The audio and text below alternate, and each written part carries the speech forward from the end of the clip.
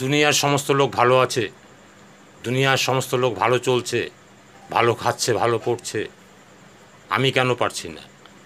আমি কেন পারছি না সেই কারণটাকে আমাকে বের করতে হবে। সেই কারণটা যদি আমি বের করতে পারি তাহলে আমার সুখের দিন চলে আসবে। ওরা কর্ম করছে তাই পারছে, ওরা রেস্ট কম নিচ্ছে, ক্লান্তি কম ওদের, ওরা সঠিক জায়গা চয়েস করতে জানে, ওরা সঠিক লোকের সাথে মিশতে জানে। আর আপনি সঠিক জায়গায় মিশতে পারেন না, ভুলভাল জায়গায় মেলামেশা করছেন এবং পরিশ্রমে ক্লান্তি চলে আসছে। মানে দুঃখ তো আপনার পিছু ছাড়বে না। যদি আপনার পরিশ্রমে ক্লান্তি আসে, দুঃখ আপনার পিছু ছাড়তে পারে।